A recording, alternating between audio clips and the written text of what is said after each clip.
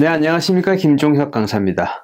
이번 시간에는 제가 기업 강사를 하면서 실패했던 얘기를 한번 말씀드려 보겠습니다. 교육하면 나누경영 컨설팅 13년 전 저는 넘치는 자신감으로 가득한 30대 후반의 새내기 강사였습니다. MBA 과정을 시작하면서 동시에 기업 교육 시장에 뛰어든 열정 가득한 초보였죠. 당시 저는 세상을 다 가진 것처럼 느껴졌습니다. 최고의 대학원에서 배운 최신 경영 이론들, 그리고 젊은 나이에서 오는 패기, 이것들이 저에게 어쩌면 과도한 자신감을 불어넣었던 것 같습니다. 특히 잊을 수 없는 경험이 있는데요. 중견 기업에서 진행했던 리더십 특강이었습니다. 2시간 강의의 강의료는 무려 200만 원이었고요. 당시 시간당 20만 원도 받기 힘들었던, 그 당시에는 정말 꿈같은 강의료였습니다. 수백 명의 교육생들 앞에 섰던 그 순간 저는 제가 얼마나 부족한 준비로 그 자리에 섰는지 몰랐습니다. 구글에서 급하게 찾아본 리더십 이론들, 하버드 비즈니스 리뷰의 최신 사례들, 그리고 해외 유명 기업들의 성공담들, 겉으로는 그럴듯하게 보일지 모르겠지만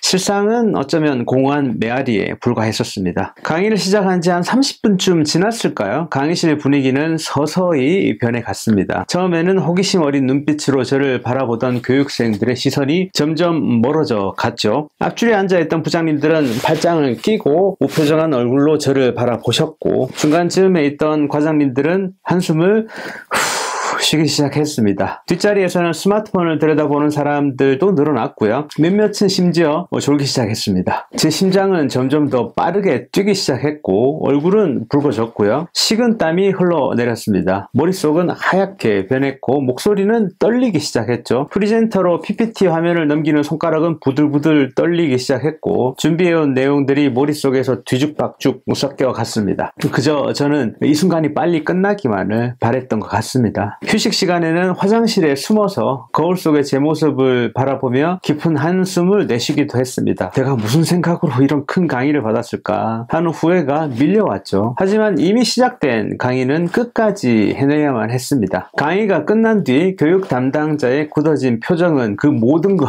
말해줬습니다. 강사님, 잠시 얘기 좀 나눌 수 있을까요?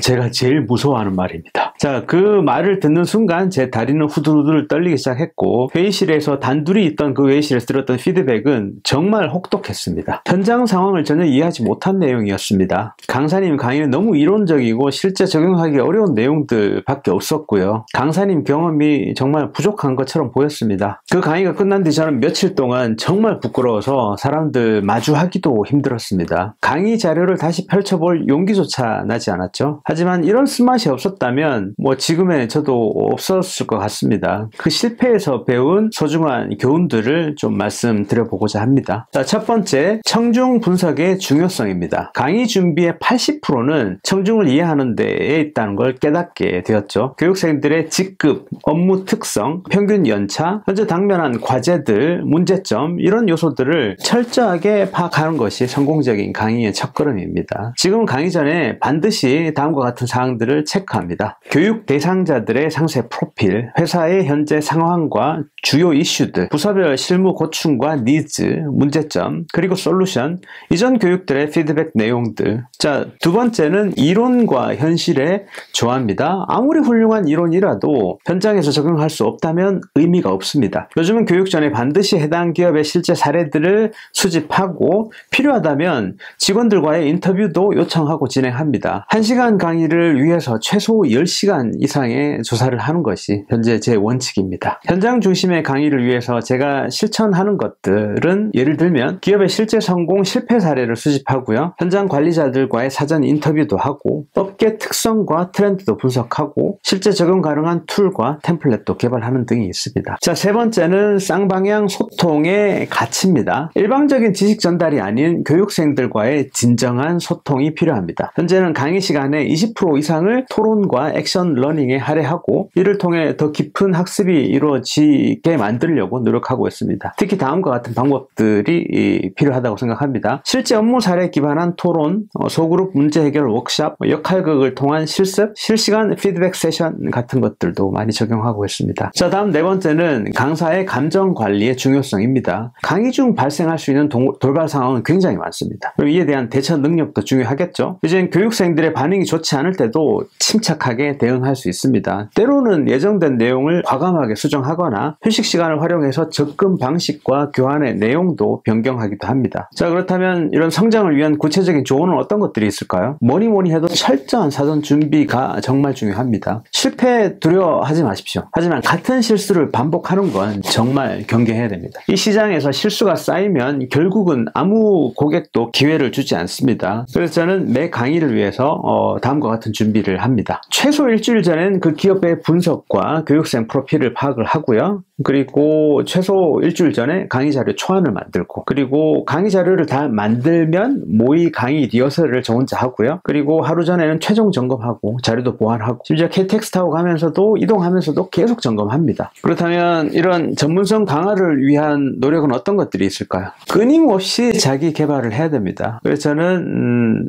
매달 다음과 같은 활동을 하고 있습니다. 관련 분야의 신간 도서는 계속 읽고요. 그리고 다른 강사들의 강의도 모니터링하고 유튜브들을 볼 수도 있고요. 업계 세미나에 참석하는 게 또 도움이 됩니다. 개인 연구와 케이스 스터디도 작성을 하고요. 마지막으로 말씀드릴 내용은 가장 중요한 건 자기 멘탈 같습니다. 마음가짐, 멘탈이고요. 내가 잘 보이고 싶다는 생각보다 어떻게 하면 그분들, 고객들, 교육생들에게 실질적인 도움을 줄 수 있을까를 고민하는 게 바로 진정한 강사의 자세 같습니다. 이게 바로 강사로서 성장하는 지름길이자 제가 13년, 14년 동안 이 길을 걸으면서 깨달은 가장 소중한 진실 같습니다.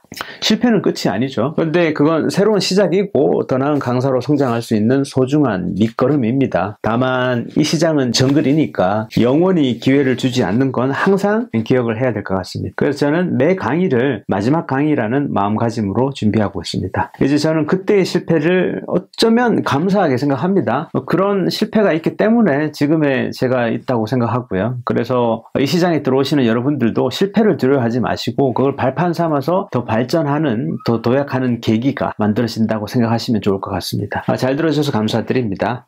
좋아요와 댓글, 구독, 알림 설정 부탁드리겠습니다. 감사합니다.